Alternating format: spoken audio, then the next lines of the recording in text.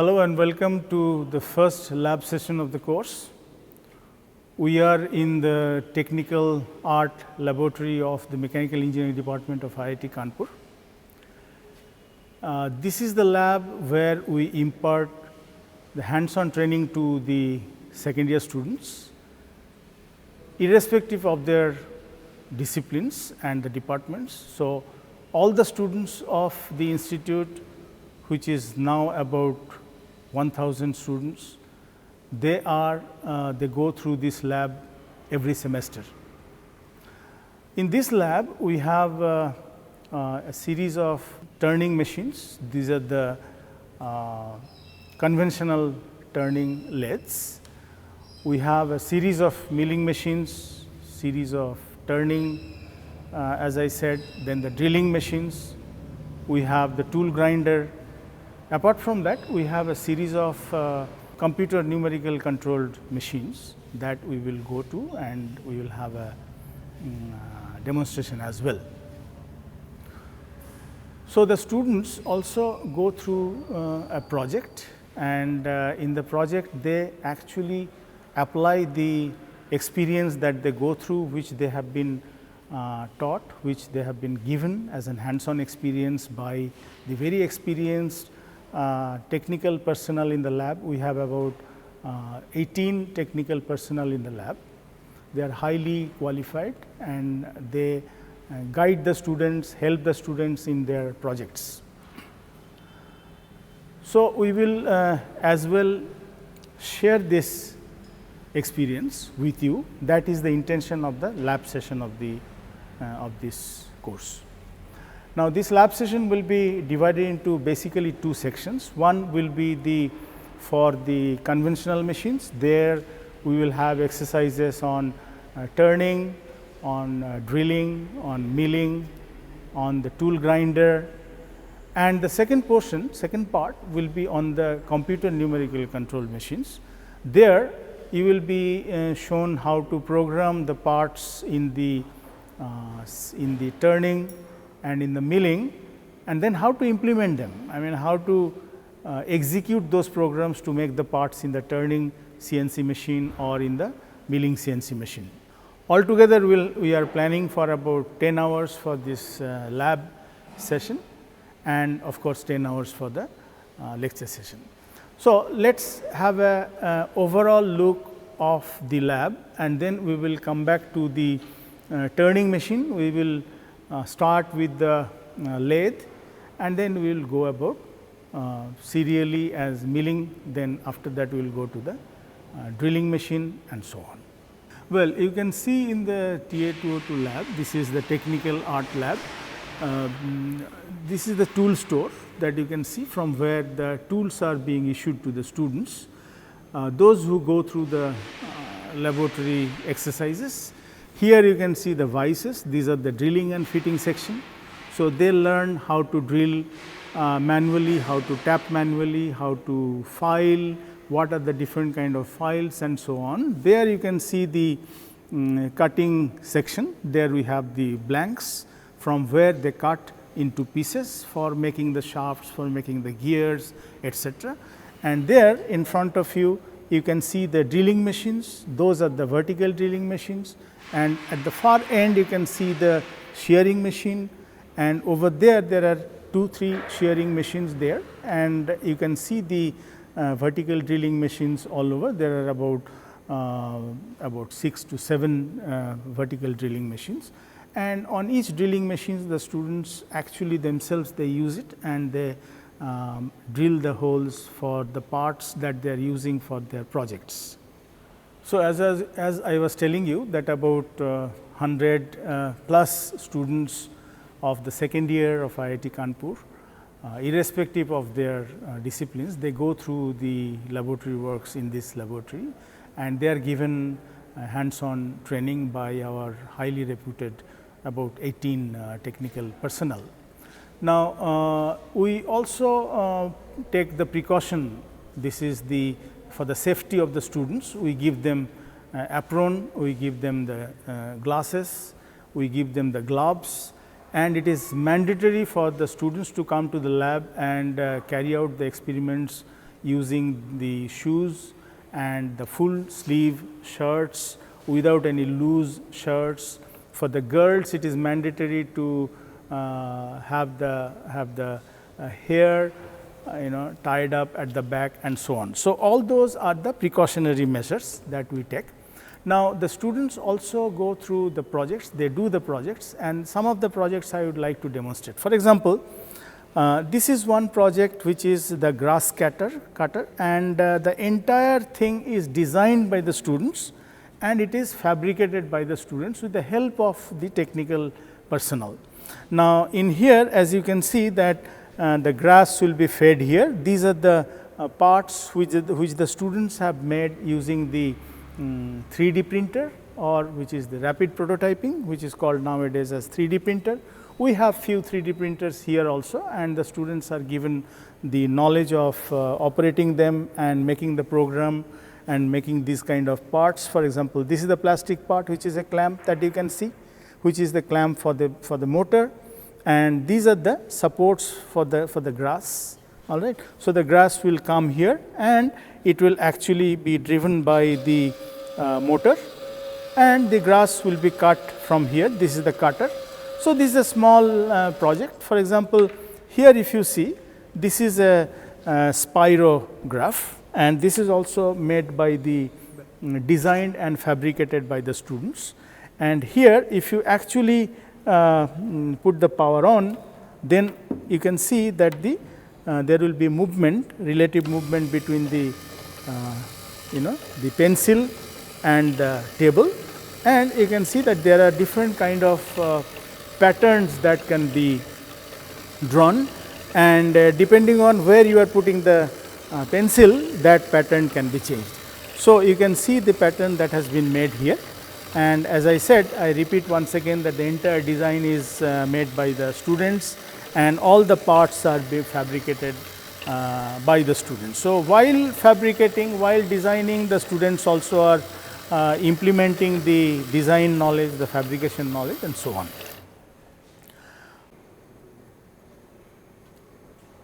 So, you can see some of the more students projects. This for example, is the rope making machine, and there we have the mechanical arm. So, these kind of projects are made by the students in a group of about 6 to 7 students, and they design the entire thing, then they fabricate the gears, for example, the spar gear, bevel gear, and they also assemble the same thing.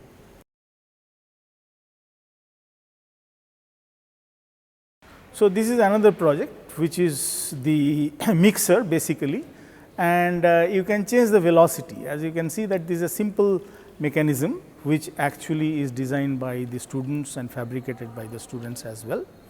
Here if you see that this is the peanut crusher, also a very simple design. Here the peanuts with the cover, it comes here and they are being crushed here, and it is segregated. The outer shell will be segregated because they are by the fan, because they are lighter, and the peanuts will be collected. So, here also it is manually operated, it can be operated like that.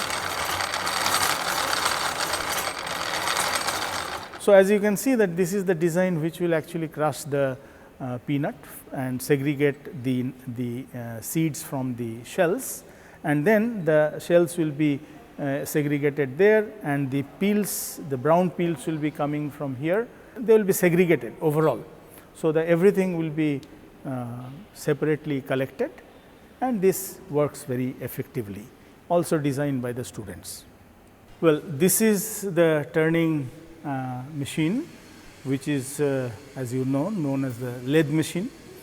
So, here we can make the cylindrical jobs, we can make the taper surface, we can make the internal hole as well, and then we can also make the flat surfaces. So, here what you see is, for example, in this machine we have the 3-jaw chuck, and this is for clamping the workpiece.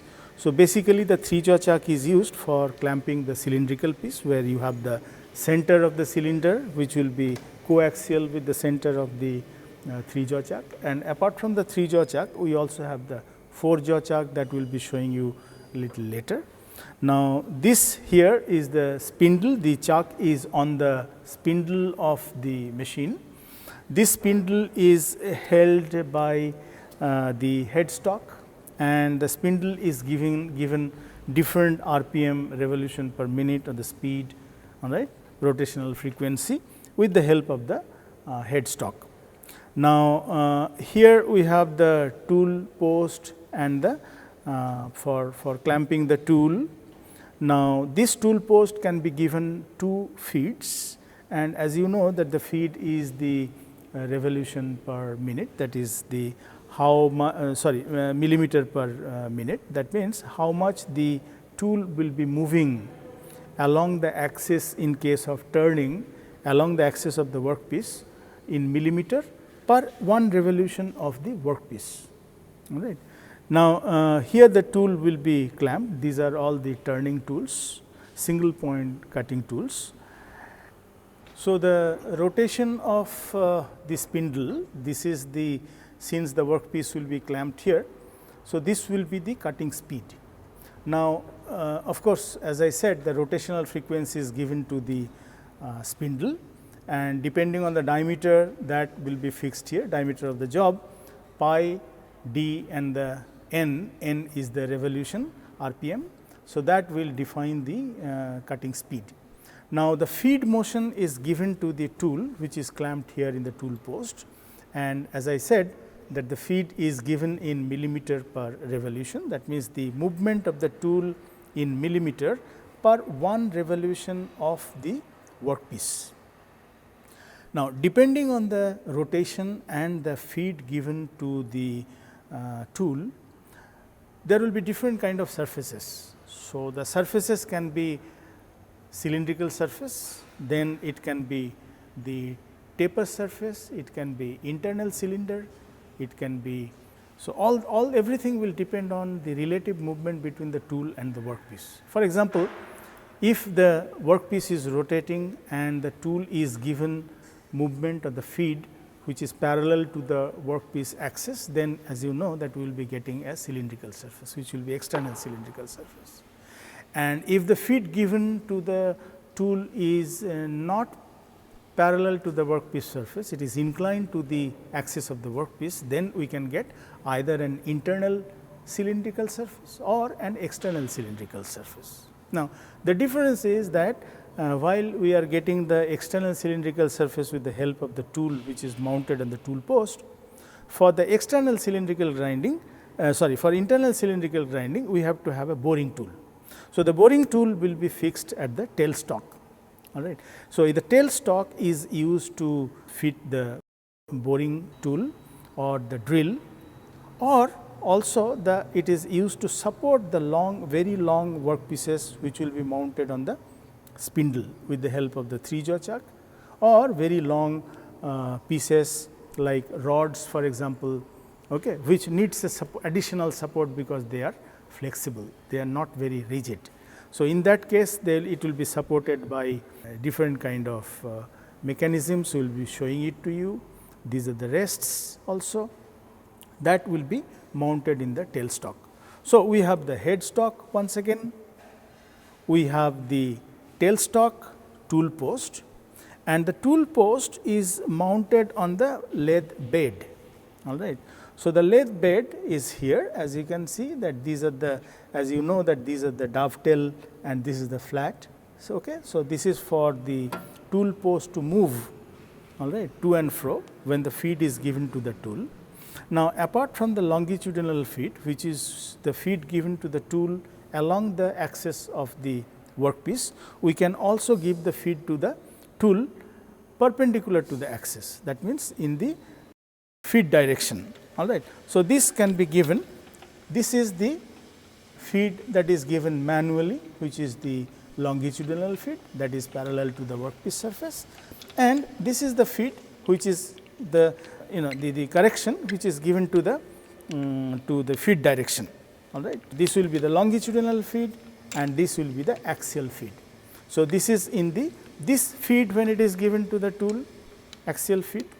So, this feed will make the flat surface, meaning for example, when the facing is done, all right, or parting off is done, then this feed is given, that is perpendicular to the workpiece surface, and this feed is given for the making the cylindrical surface, external cylindrical surface, right. So, this that you see here is the lead screw, and the pitch of the lead screw defines how much the tool will be moving, the tool post will be moving with the when you are actually putting this, rotating this wheel. And this is the handle which will help, as I said, to switch on and switch off the machine, and below that there is an emergency brake, and that emergency brake is used to stop the machine immediately, because with this handle the machine still will have some sort of inertia and it will not be able to be stopped immediately. This shaft that you can see, this is used for feed, this is called the feed screw, and here is the lathe bed, as I said earlier also, that this is the dovetail cross section, and this here we have the flat cross section. So, with the help of the dovetail and the cross, the lathe bed will support the tool post as well as the tailstock, and once again the tailstock will have the support for the long rods or the workpieces which are clamped between the centers. So, the dead center and the live centers will be mounted in the tailstock, that will be for supporting the workpieces. So, as I was telling that this is the headstock, and inside that we have the gear train, gear mechanism, and the gear train defines the rotational frequency of the spindle and the workpiece which is mounted on the spindle. These are the handles which will define different kind of revolution per minute given to the spindle. For example, in this case here there are tables, as you can see. So, for the spindle RPM, if it is this handle is in this position, okay. So, this is the 112 and A, it has to be then A. If it is given in the B, so B means here, so it will be in this position. Okay. So, this will be 710. So, if you have to shift from 112 to 710, you have to simply shift from here to here. So, this will give you the second value, and here this has to be in the A. So, it is in the M. M has two values of the spindle speed, 112 and 710. So, either it is 112 if it is in the A and the A and M position, or B and the M position will give you 710. Anyway, this is not so important because this is only pertaining to this particular machine. In another machine, the arrangement can be different, all right.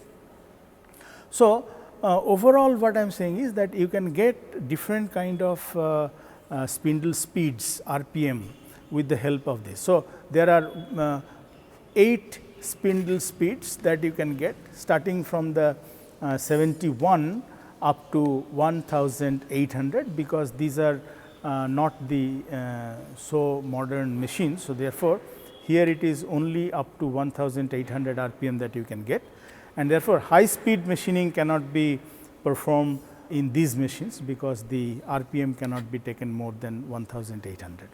And similarly, we have another table which is used for the feed and the pitch of the thread that you can cut.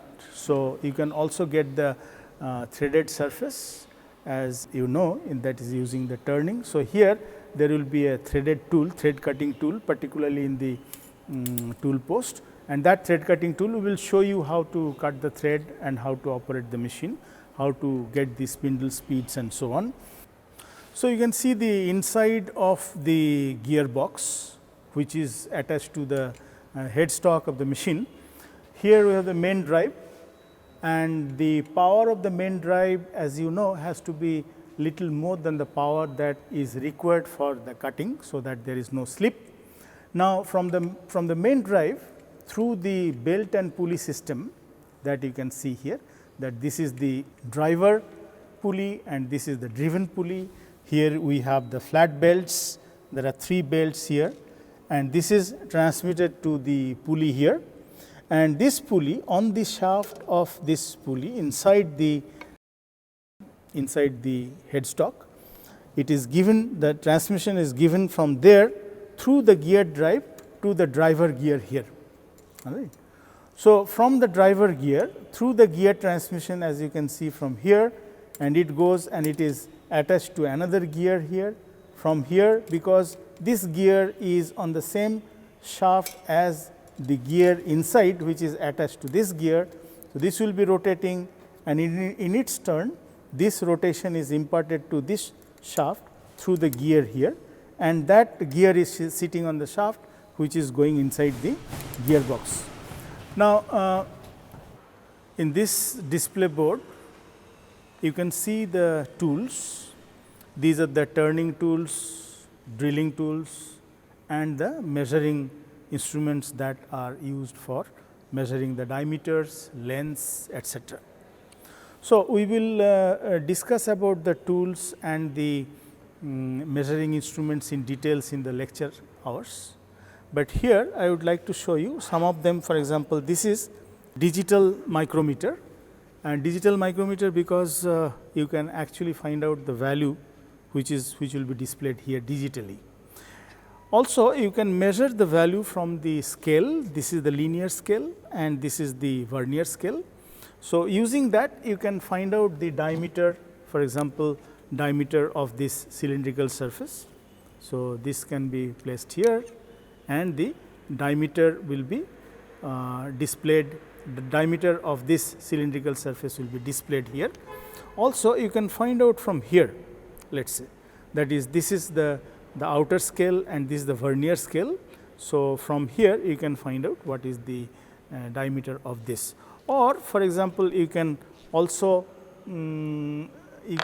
find out the thickness. Let us say you want to find out the thickness of this scale. So, that can be found out.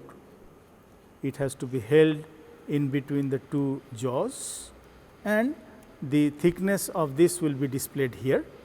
All right. They are quite accurate. Similarly, we have inside micrometer. So, inside micrometer, as you know, that if you have to find out the inside diameter of a cylindrical hole, so this will be put inside this hole. Can I get a hole here? And then you can actually fit this 2 jaws inside the hole, and you can measure the diameter through the scale. This is one scale and this is the vernier scale. So, the bigger scale will be the value, and the decimals will be found out from the vernier scale. All right. The details of the vernier scale and how to read the vernier scale, that we will be discussing in the lecture class when we will discuss the measurement. So, let us say you have a nut and you have to find out the internal diameter or the diameter of this nut. So, you can fit in this the external jaws inside, all right, like this. So, here, and then you can find out the internal diameter of this nut through the scale which is here. So, as you can see that this is about 25, it is almost let us say 20 something. Okay. So, that something you can find out, that is the decimal, you can find out from the vernier scale, that we will be discussing in details in the measurement course, metrology course. Here you can see that this is the outside micrometer. Outside micrometer is very similar to the one that we have shown here. This is the digital, where it can be displayed here. Also you can measure, by the way, and this is, there is no digital display.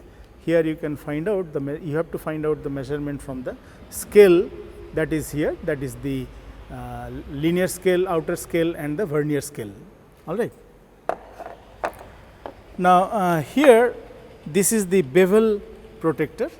This is used for measuring the angles, and here you can see that this is the lens through which you can find out the value. This is rotating, and this is the vernier one. There is one, as you can see from this, through this lens you can see the vernier scale as well as the main scale. So, from here you can find out what is the value of the angle that you are measuring.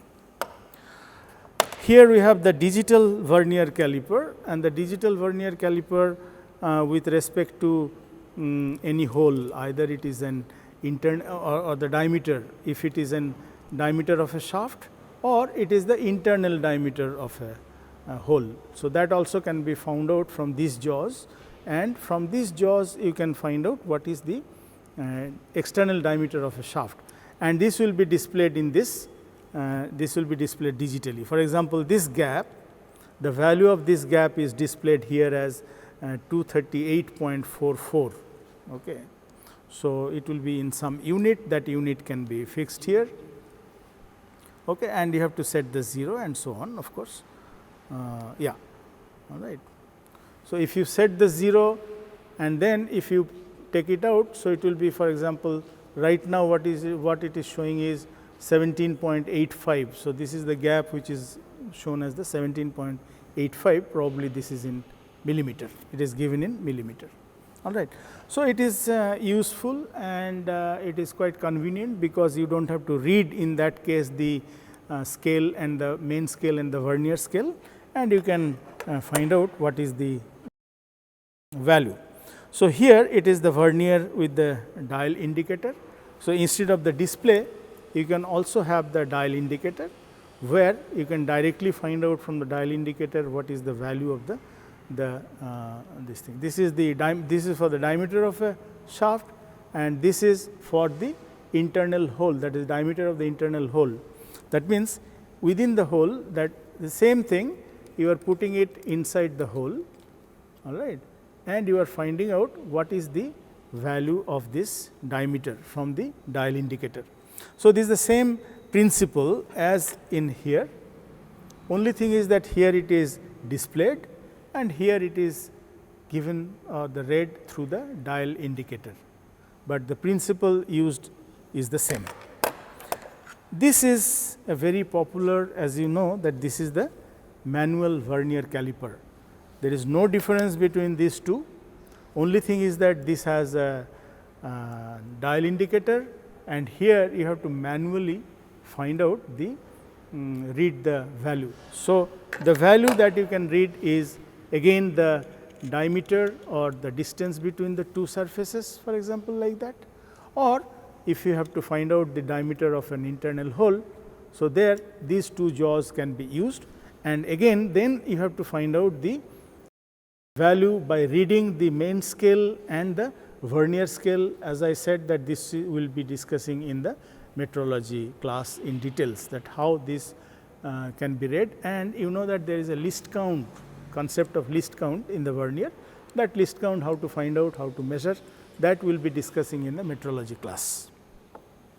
Next, that we have, of course, a stainless steel scale, that you know. Then we have the thread gauge, and the thread gauge is useful because in that case you have to just match one of them in the thread, and you can find out each one has the value written on this, and you can find out what is the value of the pitch. For example, in here you just match what is the thread, where it is, which one is matching here. There are two sets of that, okay, and accordingly you can find out the value. The values will be written here on each of them, all right. This is the fishtail gauge. Here you can find out for the bigger threads, all right, what will be the pitch, or what will be the angle between the two sides of the thread. Okay. We will show it during the machining, how these angles can be found out. This one, as you can see, this is called the knurling tools, and there are different kind of knurling that are there in the tool, all right.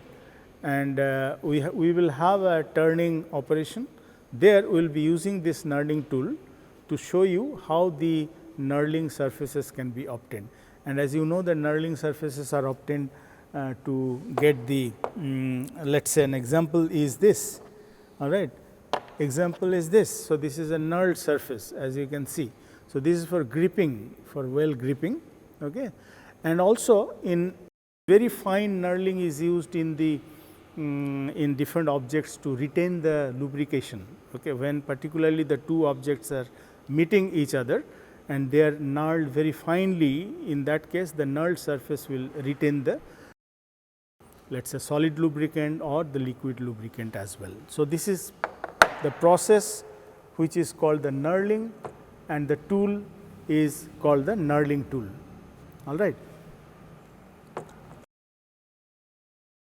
This is the tool which is called the carbide tip boring tool. Carbide tip is because this tip only is made of the carbide, okay. It can be tungsten carbide or silicon carbide, all right. So, these carbides, the tool material, when we will discuss the tool material in the lecture class, we will tell you what these carbides are for and why these carbide tips are used in the tool.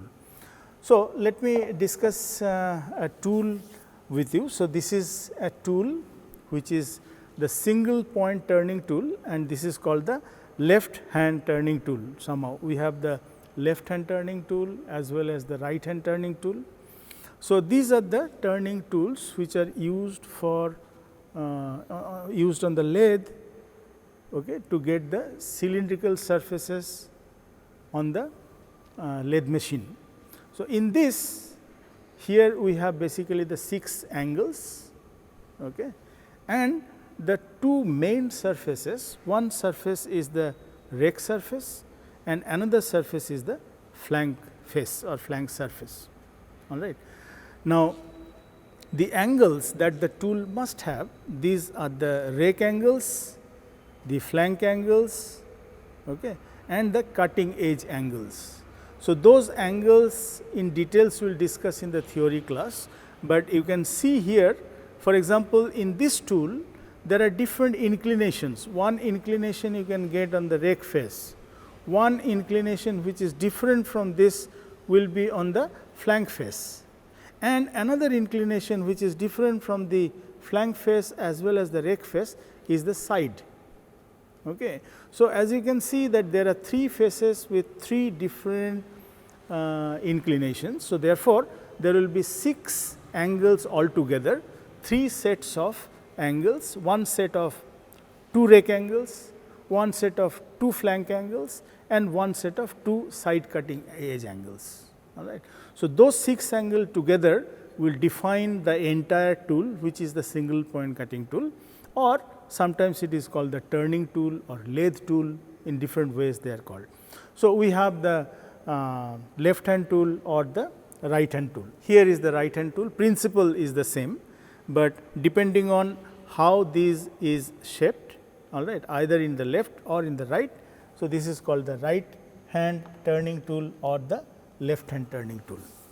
Well, there are also different tools. For example, here you can see that this tip is different from the one that you have shown, you have seen there, and that is called the radius profile tool.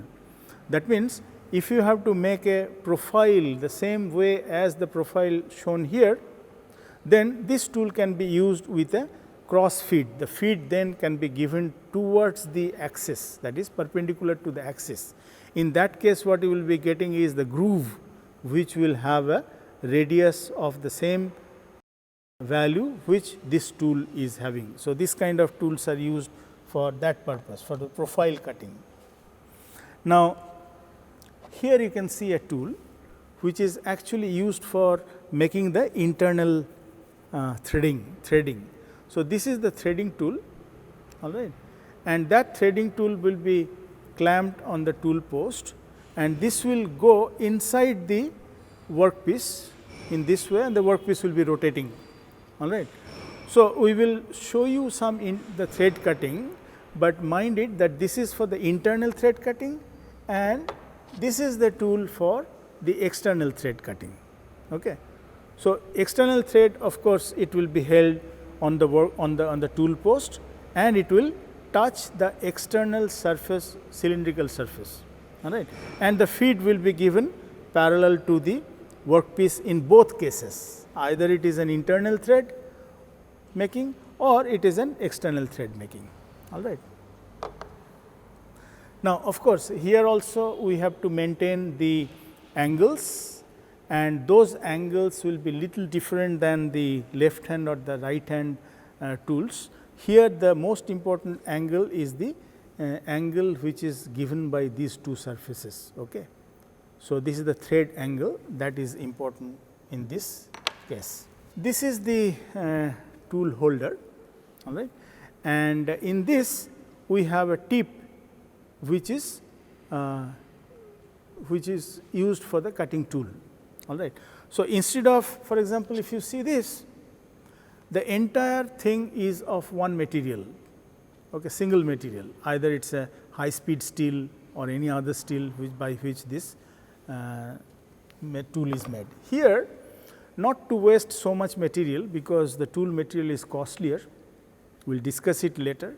So, only the tip is made of that material, tool material, and that tip is attached to the tool, as you can see that this can be loosened and this tip can be taken out, another tip can be inserted when this tip will be worn out, all right. So, this is the holder that can be used multiple times, all right.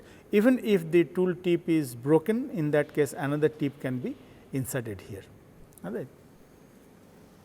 So, this is called the inserted tool tip, okay, inserted tip tool. Here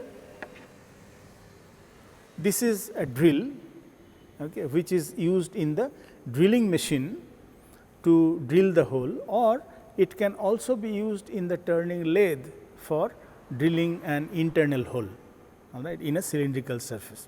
So, I was telling you there during the when we were describing the turning lathe, that in that case the drill has to be mounted in the tailstock. Drill does not rotate in that case, all right. It will be fed towards the workpiece, all right, parallel to the workpiece surface, and the workpiece will be rotating. Workpiece will be clamped in the 3-jaw chuck or in the spindle by the 3-jaw chuck mostly, because it is a rotating workpiece. And in that case the internal hole will be produced, internal hole will be fabricated. This is the tool which is the in that case is a drill. Now, here also you can find out another drill, but the difference, as you can see, that this is the taper surface and this is the cylindrical surface, all right. Meaning that if the diameter of the drill is more than 10 to 15 millimeter of this drill diameter, in that case you have to use the drill with a taper shank. This is called the shank, which will be fitted in the drill chuck. Okay. The drill chuck is here, this is called the drill sleeve, all right. So, it goes in here and it sits, all right. So, this will transmit through the taper surface of this chuck or of the drill sleeve the torque given to the tool. In this case, this is the drill, all right. So, as I was telling that there are two things, one is the cylindrical, two surfaces, one is the cylindrical surface, another is the taper surface. So, cylindrical surfaces are used, cylindrical surface of the shank is used when the tool is of smaller diameter, let us say around 10-15 millimeter, and more than that it has to be a taper, because the torque carrying capacity has to be more. In this case, torque carrying capacity is less than the torque carrying capacity of the drill with the higher diameter. So, it will be fitted here, all right, and this is the taper which is called the Morse taper. So, where it is fitting in the drill sleeve, the internal taper hole should also be fitting with this in this. So, therefore, it also has to be the Morse taper, and when it goes in, it actually fits in, that is it. You have to then take it out very, I mean using large force. For example, if you put it here, it will actually stay. So, this will be used in the tailstock for the turning lathe, and for the drilling machine it has to be used in the using a special kind of a chuck, similar type. All right. Now, here what you see is a window, all right, and the drill, this is called the tang, drill tang, T-A-N-G. So, this tang is particularly given so that the drill can be taken out. As I was telling, that if you put the drill here, the two more steppers, one which is outside the shank and one which is inside the shank, those two will fit very tightly, all right. Because as you can see that when this will be rotating through the taper, the torque will be transmitted to the drill. So, therefore, there should not be any relative movement between the drill chuck or the drill holder and the drill, otherwise it will slip. So, it should not be like this, there should not be any relative movement, it should move together, all right. So, therefore, it will sit very tightly and it is difficult to take out the drill many times. So, there is one wedge shaped tool that is called the drift, all right. This is called the drift, this is driven here, since it is the wedge. Okay. So, if you hammer it from here, this will be coming out, all right. So, this is called the drift or the wedge, and this is taken, this is used for taking out the drill from the drill chuck, and this is the tang. Mind it, this is not used for transmitting the torque, this is used to just remove the drill from the drill holder or the drill chuck here, all right, and using the wedge shape tool like that. So, that problem will not come here, because in this case we have a cylindrical surface, and this is simply, it is actually held and the torque is transmitted with a different principle than the principle used here. Once again I will repeat that the torque is transmitted through the spindle and the chuck with the help of the Morse taper only, all right. Among the other tools, here you can see that this is an adjustable spanner. So, adjustable because with the help of this screw, you can actually adjust the distance between the two jaws, so that the different diameter of cylinders can be held between the two jaws, all right. And it has a span of very wide span. This is the maximum diameter that you can measure, and the minimum diameter also accordingly.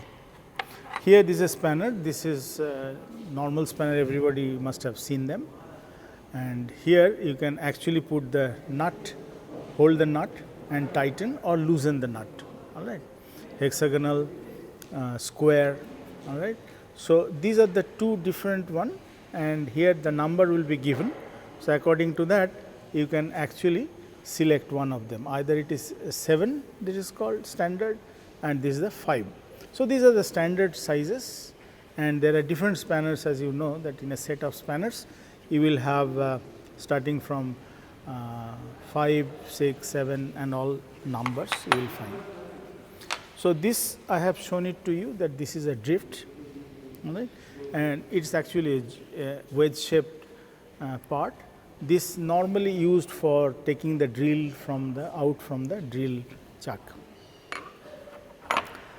These are the keys which are called the Allen keys, and the Allen keys are used for tightening such kind of screws. Okay.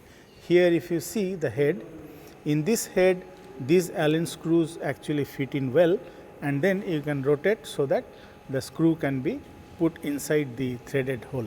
So, these are the Allen keys, they are of different sizes, this is bigger, this is smaller, all right, and this is the standard dial gauge, and this dial gauge is used for measuring the height, the out of roundness, out of cylindricity, and many other purposes.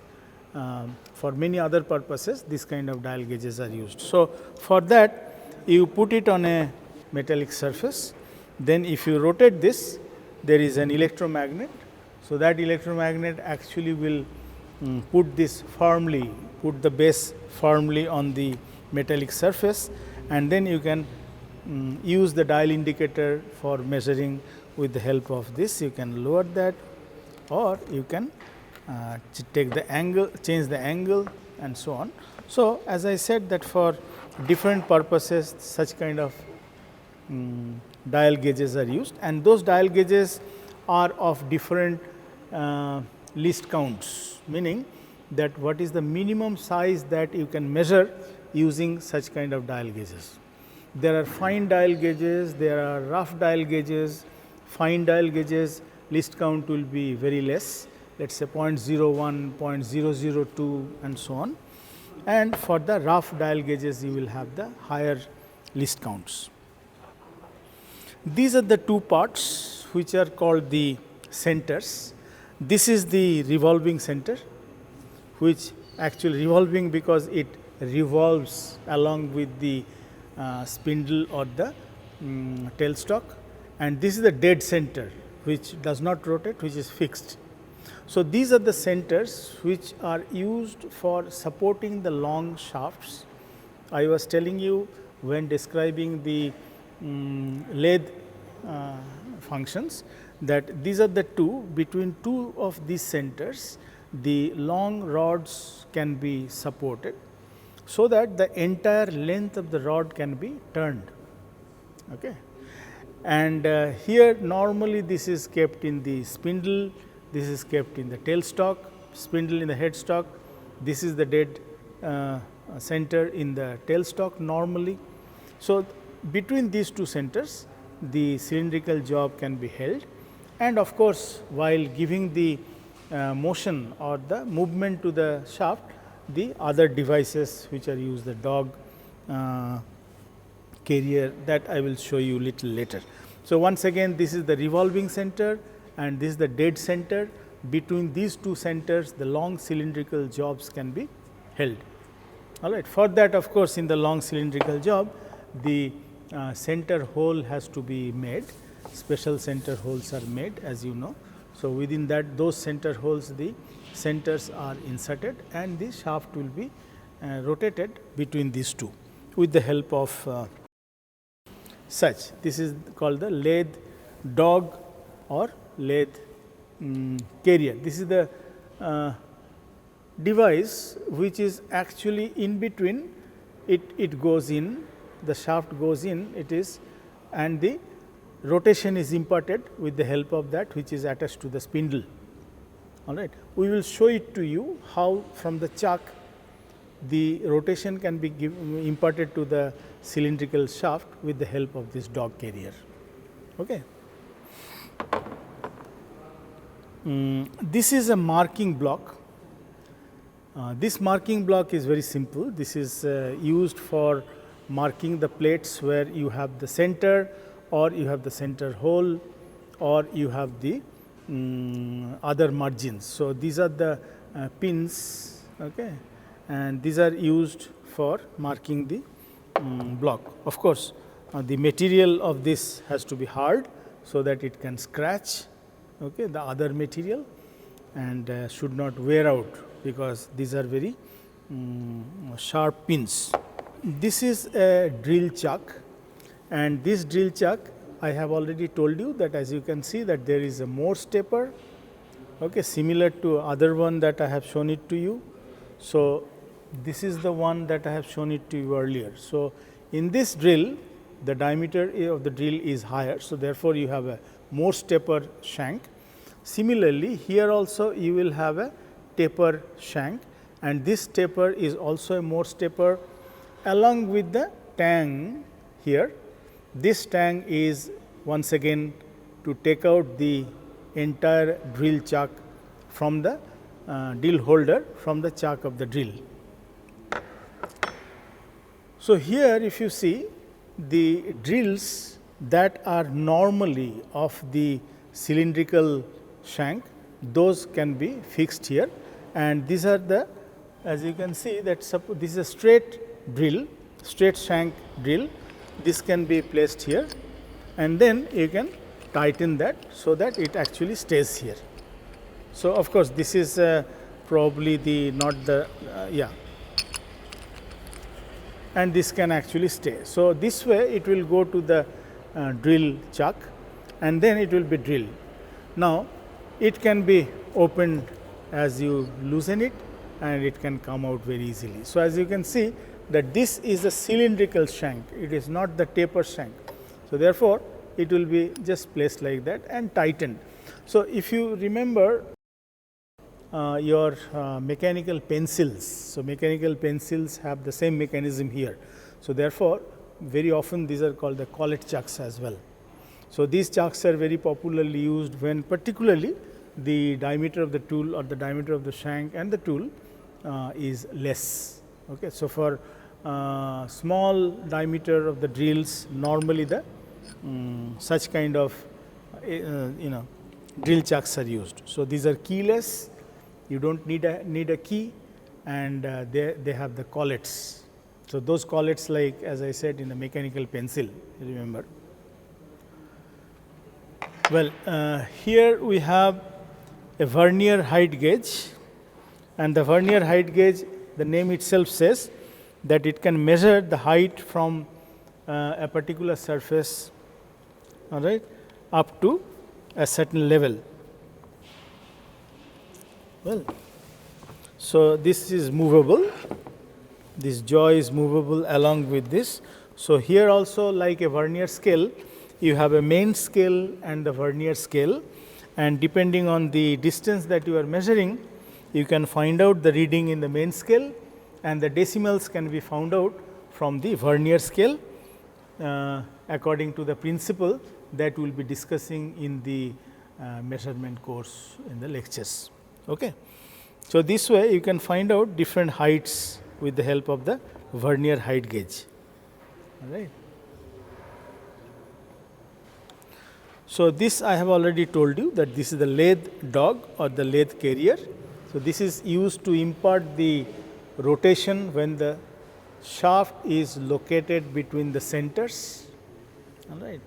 So, they are located between the centers. This is fitted in the three jaw chuck or the jaw chuck, and then it will impart the rotation with the help of the by clamping the shaft with the help of this nut. Here we have the three jaw chuck, and these chucks are normally self centering. So, in this there is only one square hole. You can see that this can be rotated, and once this is rotated, all of them, all these jaws will be together coming towards the center, in the sense that this can be tightened. So, if you put any cylindrical shaft here and rotate only this, then all these jaws will be coming together. Of course, there are, for the convenience, there are other holders also, but effectively both have the same function. Like either this or this, you can use an Allen key. All right, you can use an Allen key like this, for example, and if you rotate, so you can see that by rotating this here, all these jaws will be, we will show that in the machine also. These jaws will be coming closer. All right. So, either you can tighten a smaller diameter shaft, or you can tighten a bigger diameter shaft.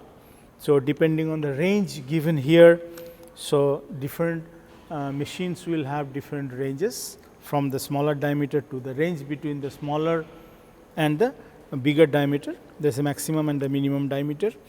So, this is therefore called the self centering, meaning that always you can ensure that the shaft that you are mounting, the axis of that shaft will be coaxial with the axis of the spindle or axis of the three jaw chuck. So, this is the self centering chuck, okay, and these are the jaws. Okay. Each of these jaws look like this, and on the other side you can see that this is a rack, and here we have the groove. So, with the help of the jaws, these teeth in like in the rack, okay, and with the help of these groups, it actually moves to and fro along these groups, all right. So, to hold the bigger diameter or the lesser diameter of the cylinders. Now, that if that was a 3 jaw chuck, you can see that this chuck also a jaw chuck, it has a 4 jaw chuck, all right. And the 4 jaw chuck is used when the object is not rotational, like not like a shaft, not like a cylindrical job, for example. Here the job is, as you can see, a square type, for example. So, if you have to clamp the square type or non-rotational part, then the 3 jaw chuck is not convenient, because it will not be self centering, all right. Here each of these jaws can be individually moved, all right. So, again for each of the jaws, as you can see, there is a screw here.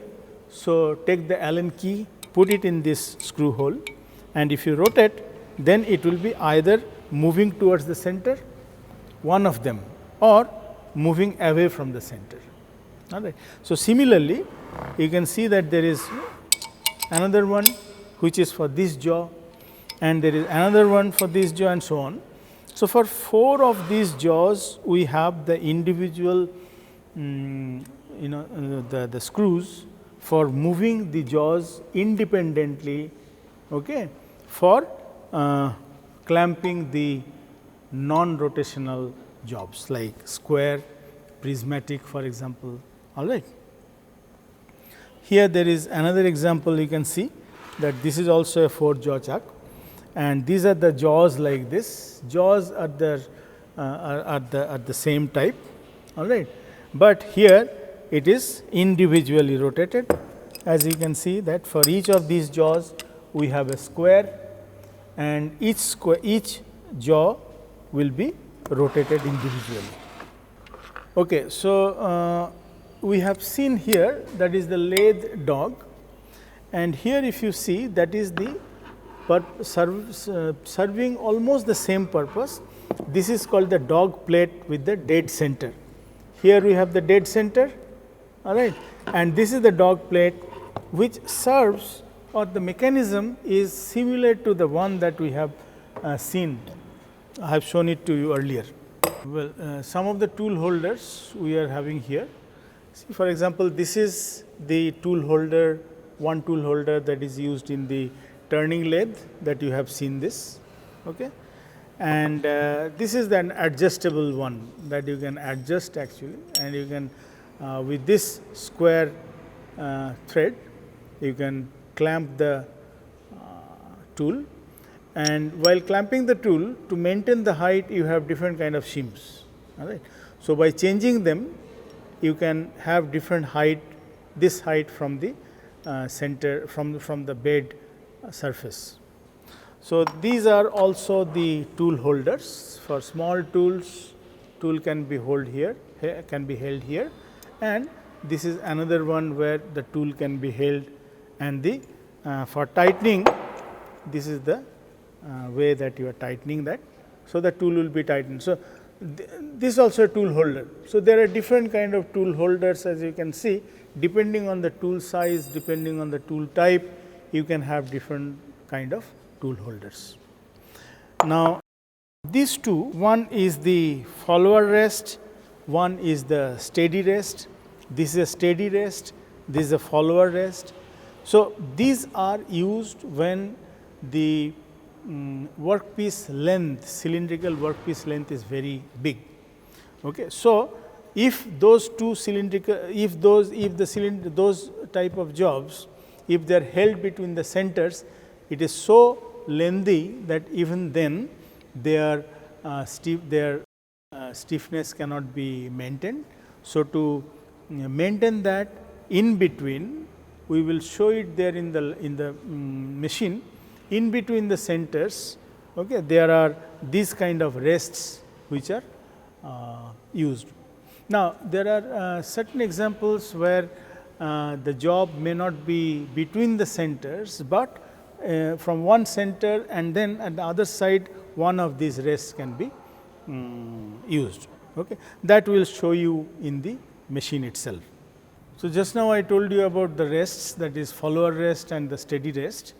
Here are the examples. This is also a lathe machine, and here also you can see that a cylindrical job is mounted, and the cylindrical job, this is solid, this is very lengthy, and this is not connected to the dead end or dead center. So, in here this job is only mounted on the 3 jaw chuck. So, therefore, if suppose you turn from this side, there will be lot of bending, because the bending moment will be very high, since this length is very big. So, therefore, there is a steady rest which is required to hold it here, so that the rigidity of this shaft can be maintained, and whenever the machining takes place, the rigidity of the part or the cylindrical job is enough to withstand the force and not getting bended. We have just shown it to you, steady rest to you, where the rest is not moving. Okay. It is supporting the shaft, but it is not moving along with the tool. So, there what happens is that as you remember, that it can have some disturbance of the tool movement. So, this is not this does not happen in the case of the follower rest, and this is also a turning machine, where you have a very lengthy job mounted between the centers, that is between the 3 jaw chuck and the center. This is the revolving center, all right. And since it is very lengthy, so therefore, there is a rest. So, now if you put a steady rest here, in that case the passage will be restricted and the job cannot be turned along the full length of this shaft. So, therefore, this kind of follower rests are used, which will actually move along with the tool. As you can see that as the feed is given to the tool, the follower rest is moving along with the tool. So, therefore, there is no restriction of the tool turning the shaft along the full length of the workpiece, which is not there in case of the steady rest. That is the difference between the steady rest and the follower rest. Once again, steady rest does not move along with the tool post, along with the tool, but the follower rest moves along with the tool, so that there is no disturbance in the process, in the turning. Thank you for your attention.